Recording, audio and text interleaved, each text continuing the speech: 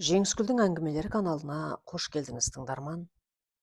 Біз тағы да автордың әңгімесімен бөліскіміз келіп отыр. Бұл әңгіме осы каналда бұрын оқылған, бірақ менің дыбысталуымда қайтадан тыңдарманға жол тартуын қаладық. Ендеше лүпіл пікір және жақсы тыңдалым болсын, біз бастаймыз. Жеңіскүл Тұрсынбаева, жоғалған, бірақ сөнбеген сезім. Бірінші бөлім. Кейіпкердің айтуымен жазылған. Сәлеметсіз бе, Жеңіскүл қарындасым? Мен біраз уақыттан бері сіздің жазған өмірден алынған әңгімелеріңізді оқып, жаным күйзеліске түсті. Сезім күші, дәрігердің өшпеген махаббаты, жүректегі мәңгі махаббат, таптым-ау сені, қоштасудың қиын-ай, сезімнің тыйылуы, күн мен ай, және көптеген махаббат хикаяларына қанық бола отырып, өз жүрегімнің жарасын тырнап алдым. Мен 70-ке аяқ басқан ақсақал болсам да, өмірде махаббат азабын тартқан жанмын. Сонша жасқа келіп, неге сөнбеген сезімдерсіз? Иә, ол сезім жанса сөнбейді екен. Біз сөндірдік, өшірдік деп айтқанымызбен жан азабы қалып қояды екен. Жеңіскүл қарындасым,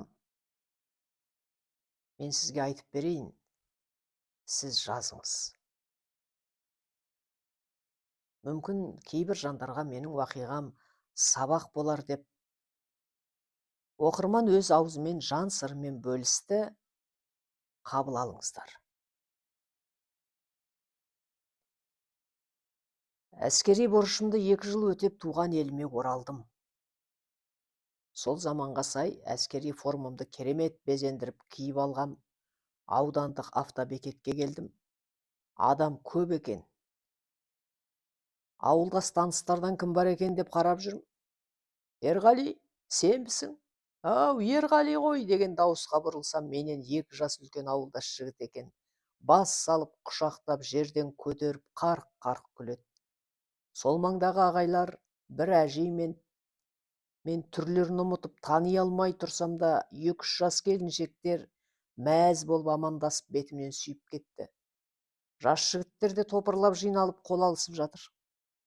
Ауылға баратын автобуста келді, улап-шулап артқы орындық жаққа отырдық. Келуіммен деп құттықтап арқамнан қағуда. Ақжаулық әжейден мен сүйінші сұрайын, деп бір әжей асығыс айтты.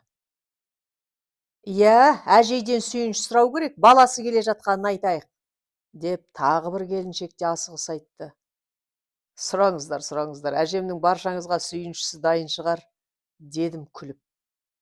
Автобус ішінде бірнеше бой жеткен қыздар көз сүзіп қарап күліп қояды. Мен бірін де танымаймын. Шеттерінен құлпырып тұр. Ауылымызға жетпей көрші ауыл аялдамасында тоқтағанымызда біраз жолаушылар түсіп қалды. Автобустың артқы есігінен талдырмаш, ұзын бойлы, ұзын шашты ару кіріп келді. Біз жаққа бір-ақ рет қарады да, автобустың ортасына барып бір әйел адамның қасына тұрды. Шашының бір бөлігін төбесінен тартып өріпті де астыңғы жағын жайып қойыпты. Өрілген шаш бос шаштың үстінде әдемі жатыр. Өрімнің түрі де ерекше екен. Қыз кіргенде шулап отырған жігіттер де тынышталып қалды.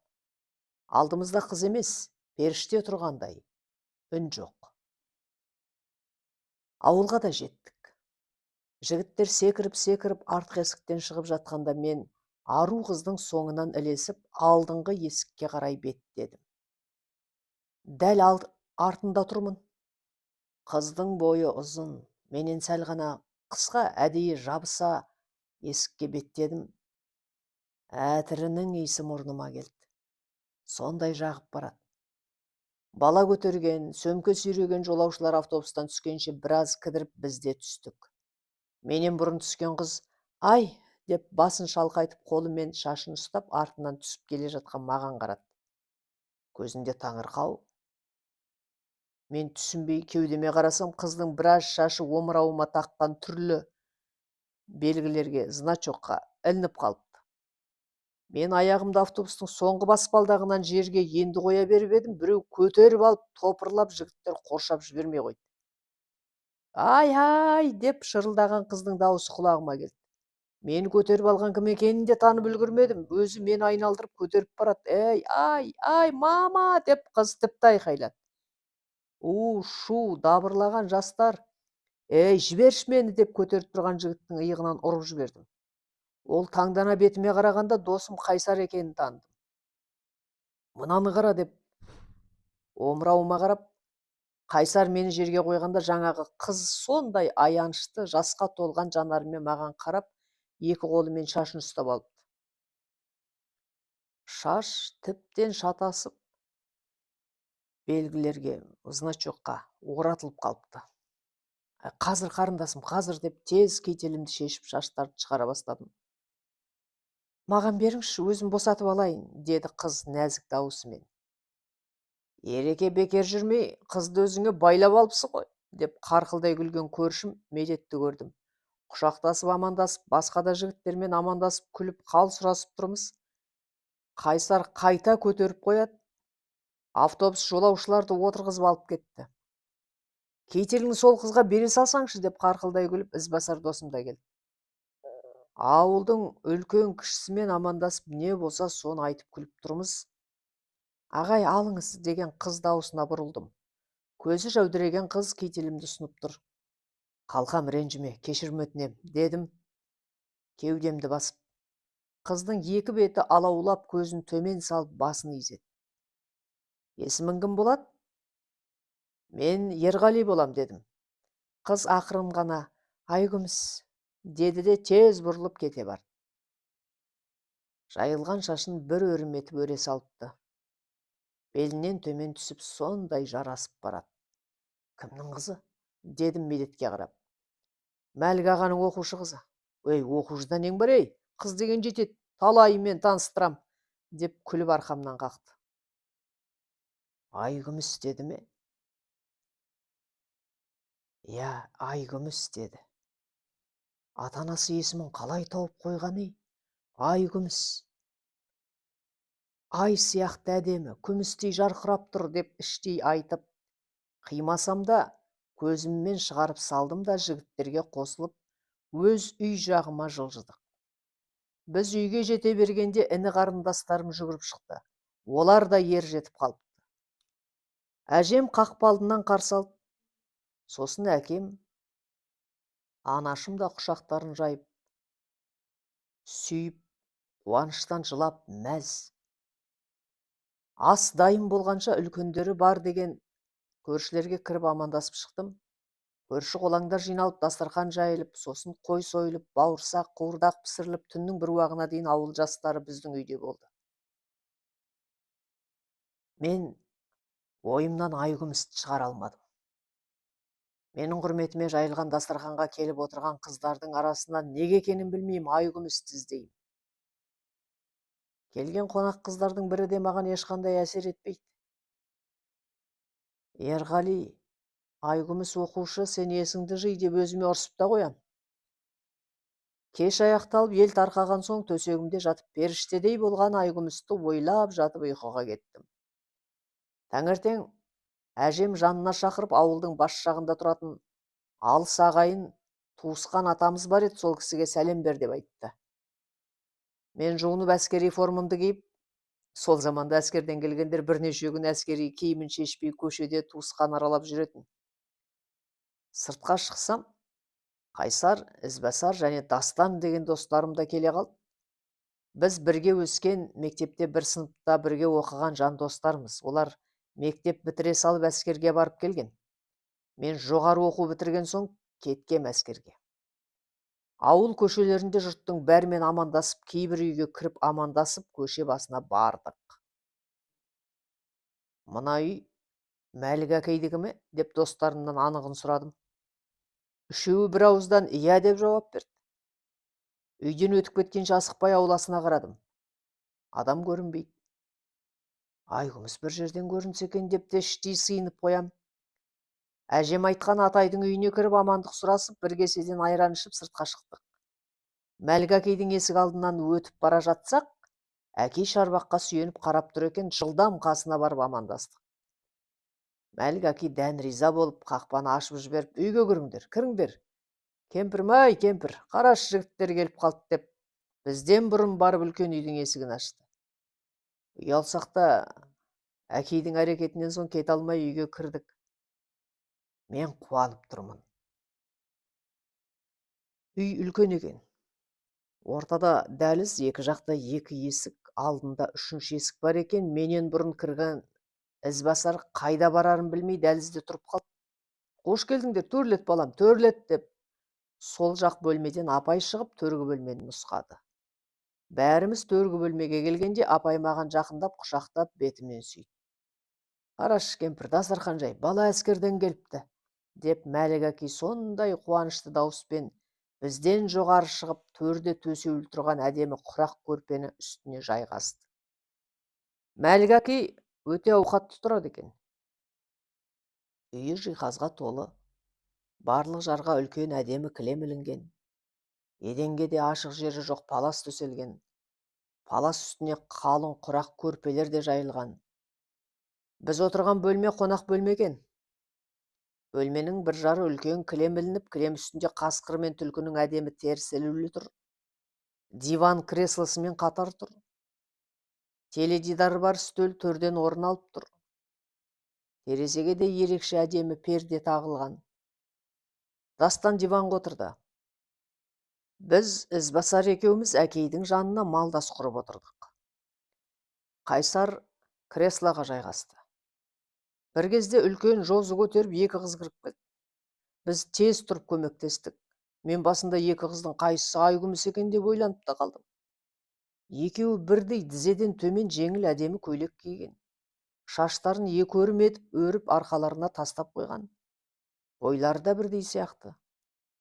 Қыздар жылдам қозғалып дастарханды дәмге толтырып жіберді. Сол заманда көп үйде бола бермейтін қант, конфет те, өрік, мейіз де салынды. Қолдың майы, ірімшік, құрт, кілегей, жент, талқан, мол туралған піскен суық ет. Таңғалғаным, бауырсақ та дайын екен. Екі қыз дастархан жасап жүріп, біреумізге көз қырларын салмады. Мен қарап отырып, ақыры Айгүмісті таныдым. Апай жозы шетіне отырып шай құйды. Кішкене 6-7 жасар қыз Мәлік әкейдің қасына келді. Ой, менің кенжетайым келіпті ғой. Неге ағалармен амандаспайсың деп әкей қызына қарады. Қызы ұяла, сәлеметсіздер ме? Деді. Кенже де өте сүйкімді екен. Қысқарақ шашын буып алыпты. Майысып маған қарап, әкесіне жасырына жабысып отыр. Дастан мен Қайсар жозыға жақындап отырды. Әкей бәрімізден кімнің ұлдары екенімізді сұрап танысты. Ыстық шай сондай жақсы кетіп жатыр. Достарым да қымсындай дәмінен алып отыр. Әкей мен апай ішіп жеуімізді өтініп құрмет көрсетуде. Мәлік әкей менен қай жерде борышымды өтегенімді сұрап, географиядан хабары бар екенін айтып керемет әңгімелестік. Әкей өзі де әскерде болғанын, соғыс көргенін айтып әңгімеледі. Мен есік жаққа қарап Айгүмісті көрсем деп отырмын. Қыздар соңғы дәмдерді дастарханға қойған соң шығып кетті де көрінбеді. Үйдің тазалығы мен молшылығы адамды сүйсіндіреді. Үлкен кісілердің қонақ жайы, мейірмандығы таң қалдырды. Қыздар көрінбейді. Ол дегеніміз тәрбие ғой. Келгелі бері талай үйге кіріп амандастым, дәл осындай қонақ жай адамдармен дәл осындай тәрбие көрмедім. Мәлік әкей де ерекше тәртіпті екен. Қыздардың қонақтар жаққа қайта-қайта бас сұқпағаны тәрбиеліктері деп түсіндім. Сонда да Айгүміс бір көрінсе деп отырмын. Есікке қайта-қайта қараудамын. Сол күні Айгүмістің отбасымен аз болса да таныс болып қайттым. Бір ауылда тұрсақ та, мен енді ес білгеннен кейін бе бұрын бұл отбасы туралы білмеппін. Мәлік әке атақты жылқышы екен. Көп жыл тауда, жайлауда мал бағып өмір сүріпті. 4 ұл, 7 қызы бар, көп балалы отбасы болған екен. Бірақ ұлдары шетінен бір мүшел жасқа жетпей қайтыс болыпты. Оны әкей көзіне жас үйіріліп айтып, аман жүрген 7 қызына шүкіршілік етеді екен. Мәлік әкей менің әкеммен қатар екен, әрдайым тауда болғандықтан ауыл адамдармен қарым-қатынастан үзіліп қалғанын айтып мұңайды. Иә, балаларым, өкіметтің жоспарын қуалап, ел көрмей, ағайын туыстан алыстап, тау кезіп, 4 бірдей ұрпағым, өмірімнің жалғасы ұлдарымнан айырылған мен сорлы бейбақпын. Мына қалған қыздарым аман болсын. Зейнетке шыққан соң міне ауылға түстік. Бағана терезеден сендердің Омар ақсақалдың үйіне кіріп бара жатқандарыңды көріп, кенжетайым жалғасым аман болса дәл осылай борышын өтеп, осылай келер еді деп ойлап әдейі қақпаға барғам. Қасыма келсе, амандасып маңдайыңнан иіскеп батамды берейін дегем. Сендер амандасып келдіңдер, біз бейбақтарға қуаныш сыйладыңдар. Деп кемсеңдеп, даусы дірілдеп тоқтап қалды. Апай орамалымен бетін басып жылап отыр. Кемпір, ей, болды, балалар, шошытпа. Деп әкей мейірімді дауыспен айтты. Біз жастар үнсіз отырмыз. Апай бетін сүртіп сәл күрсіне дем алды да: балаларым, алып, ішіп, жеп отырыңдар. Аман жүріңдер. Үлкен, беделді азамат болыңдар. Ел мақтанышы болып тек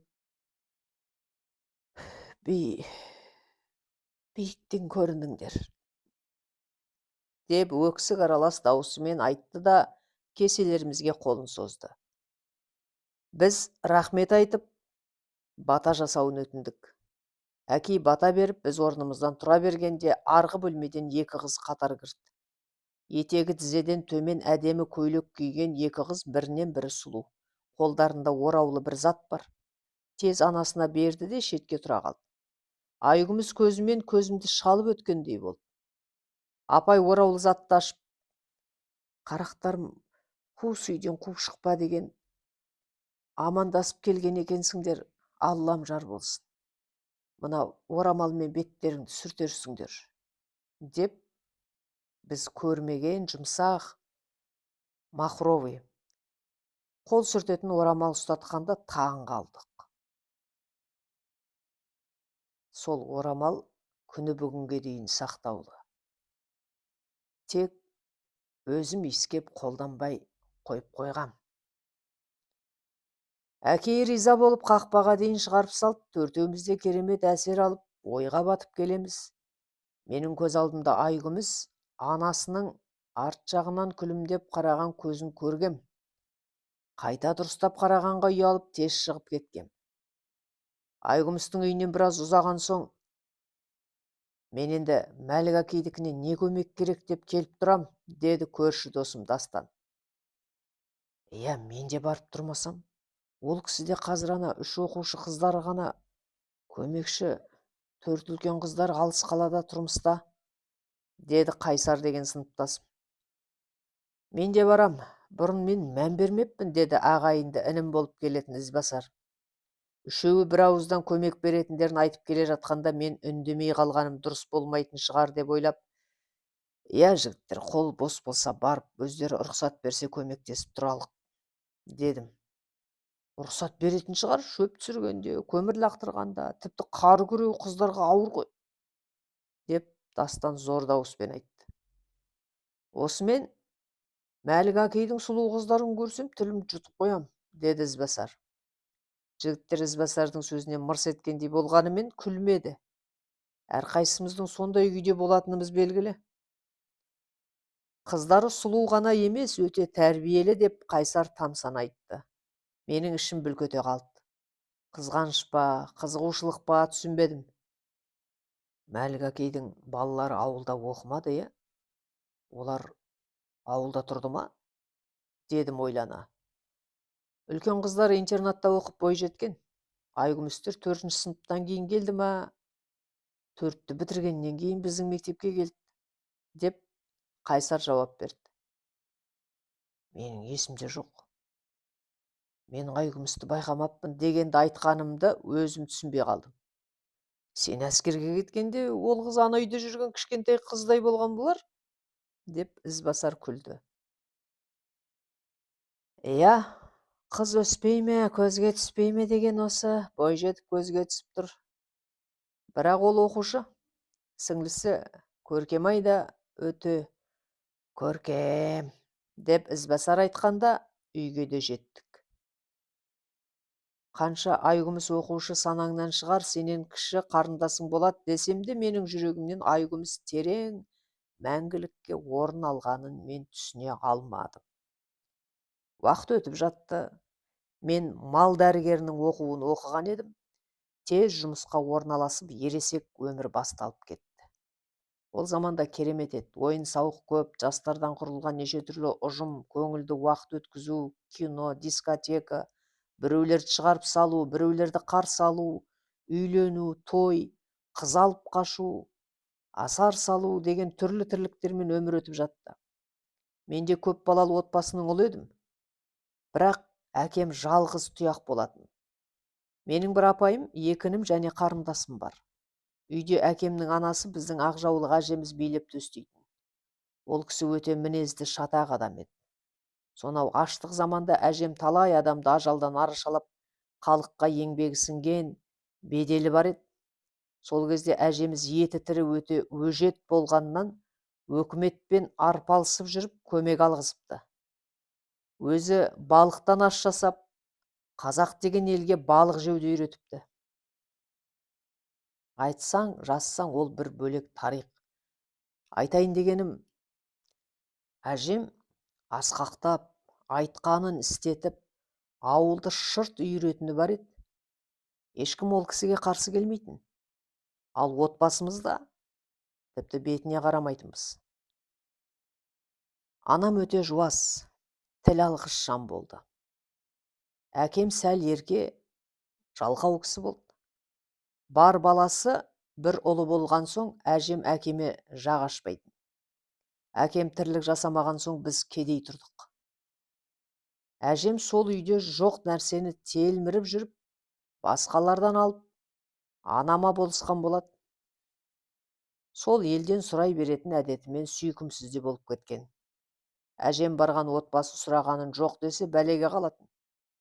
Әжем бірден сонау аштық заманда айтып, сол отбасына не көмек жасағанын айтып, қарғап-сілеп түкіріп кететін әдет тапқан. Сондықтан ауыл адамдары әжем сұраған затты беріп тез құтылатын. Анам жұмыс істемеген жан. Балаларды қарап, енесін қарап, ас-су дайындаумен өмір өтіп жатқан. Әкем тиіп қашып істеген жұмысынан мандытып табыс таппайтын. Ол кісі диқаншы болды. Өмірі план орындап, жұрт қатарлы қосалқы жалақы алып, марапатталып көрген емес. Керісінше өнімі шықпай қалып, шықса аз өнім беріп, жоспарға жеткізе алмай сөгіс естіп жүретін. Әкеме сөгіс жариялағанда әкімшілікке әжем жететін. Бәрін қырып жойып, өздерін кінәлап, көмектеспедіңдер деп жер жебірлеріне жететін. Кейінгі кезде әкеме сөгісте, мақтауда айтылмай, елеусіз адам болып қалған. Сағатына төленетін айлық ақымен күн көргенбіз. Солай мен кедей отбасының үлкен ұлы болған соң, енді тірлікті өз мойныммен көтеруге бел буғанмын. Менің жұмыс жасап табыс тауып жүргеніме отбасым қатты қуанды. 4 бөлмелі кішірек үйімізге үй қоспақ болдым. Әжем үзілді кесілді қарсы болды. Бөлек тамсал. Бұл үй осылай тұрсын. Ана кенженің осында тұрады. Саған өкімет жер береді. Сен сол жерге сал, деді. Ол бөлек жері дәл өз үйіміздің жаны болды.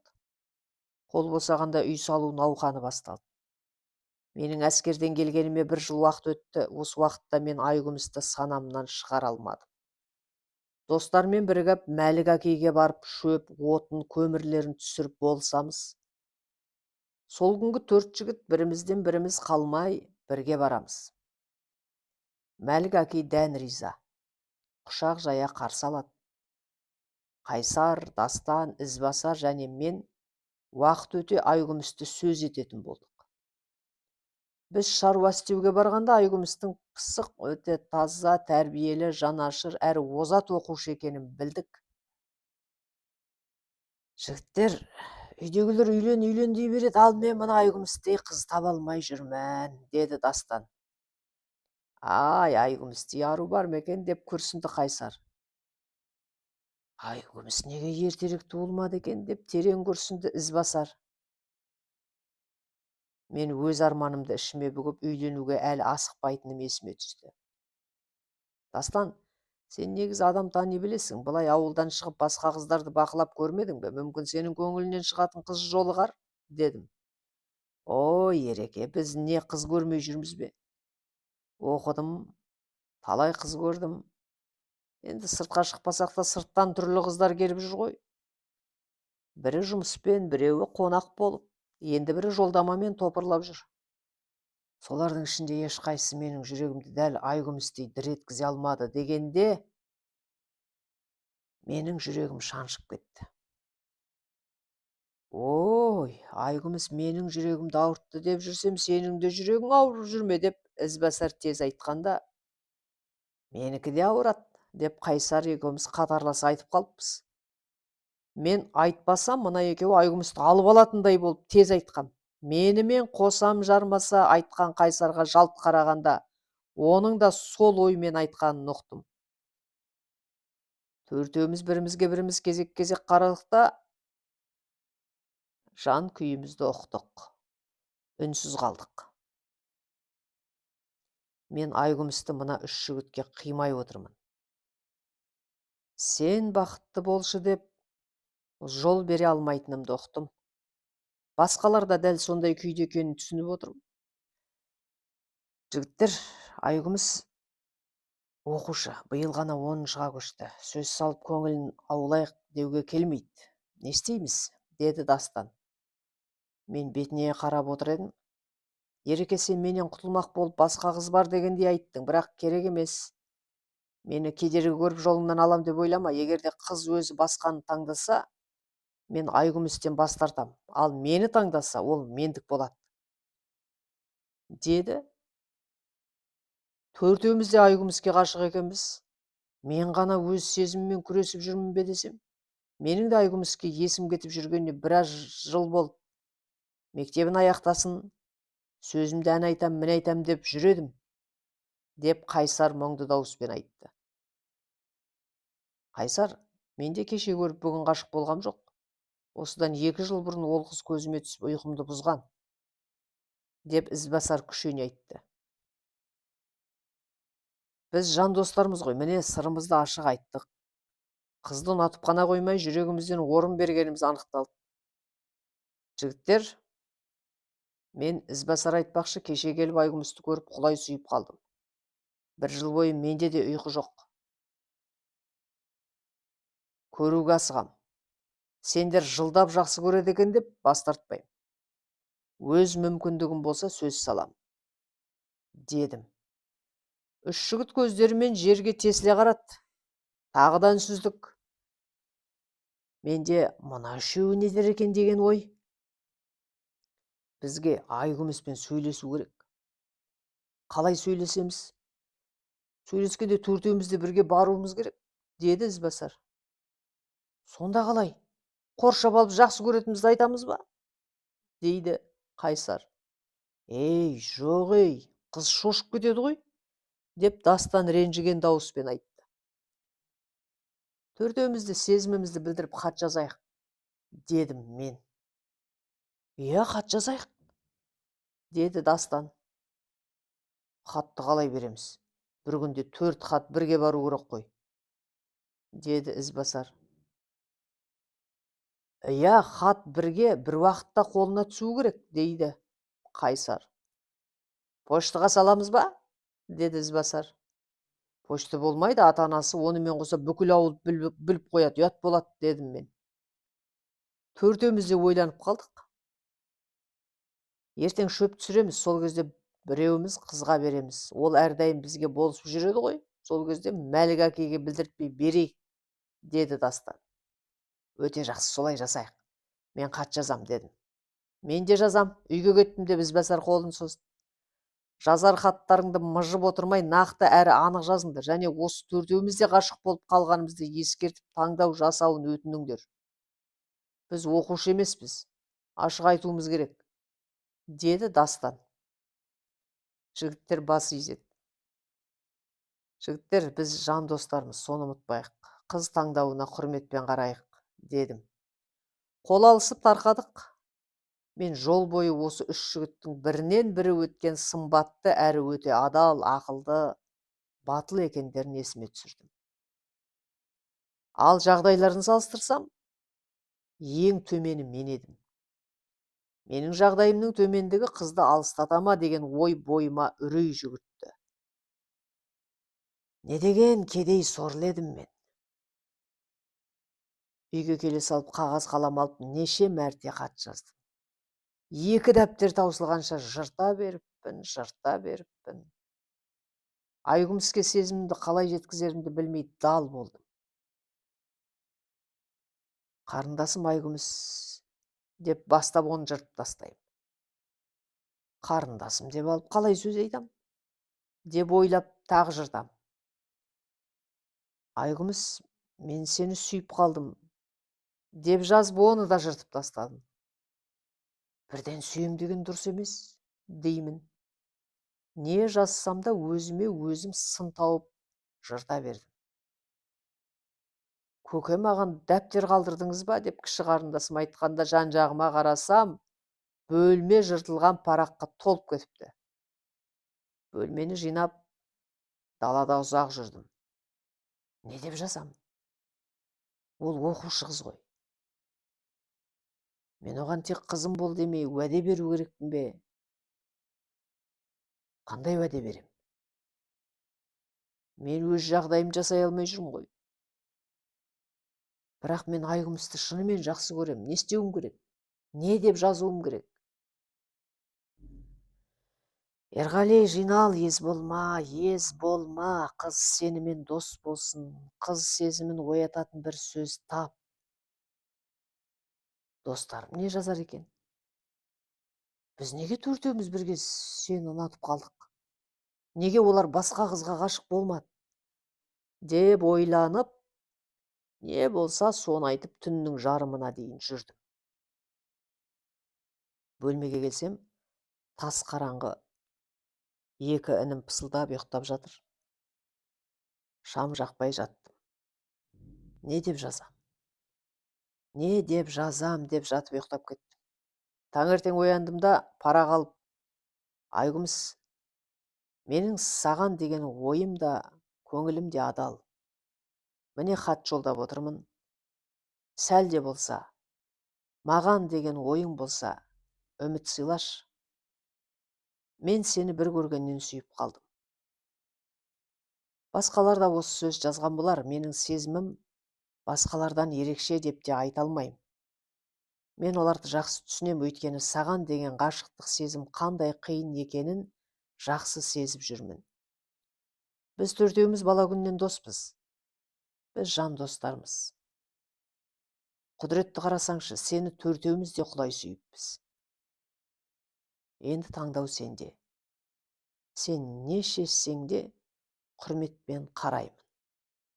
Сәлеммен, Ерғали, деп жаздым да тез жиналып Айгүмістің үйіне бардым. Мен барғанда Қайсар мен Дастан қақпа алдында отыр екен. Тракторын айдап Ізбасар да келді. Біз бірімізге біріміз сын көзбен қарап тұрғандаймыз. Ізбасар тракторшы, ол ашық, жарқын, ақ көңіл жігіт, ойындағысын жасырып қала алмайтыны соншалық ішінде сыр жатпайды-ау деп ойлаймын. Өткен жолы алғаш Мәлік әкейдің үйінде болып қайтқан кезде осы мен Мәлік әкейдің сұлу қыздарын көрсем тілімді жұтып қоям дегені шын еді. Ол бізді қызғанат деп айтпады, өз жан күйін ашық айта салған. Ол ыржиып күліп: «Оу, жігіттер, онжырғаларың түсіп кеткен бе? Қалай? Өздерің ұйықтамағансыңдар ма?» деді. Мен Дастан мен Қайсарға мұқият қарасам, екеуі көңілсіз, беттері ісіп кеткендей. Дастан салмақты, адал жігіт, ол білімді, оқыған азамат, білдей агроном. Ал Қайсар өжет, тез ашуланшақ, қызу қанды. Ол да адал жігіт, оқыған, спортсмен, мектепте дене шынықтыру ұстазы. Екеуі қатар орындарынан тұрып қол беріп амандасты. Үйден Мәлік әкей шығып, шөпке кеттік. Жігіттер арасында сырт көзге ерсі көрінетін қылықтар байқала бастады. Олар Айкүмістің әкесіне жағуды ойластырған сияқты. Бірінші бөлімнің соңы, жалғасы бар. Авторы Жеңіскүл Тұрсынбаева, оқыған Нұрлыгүл Өтемісқызы.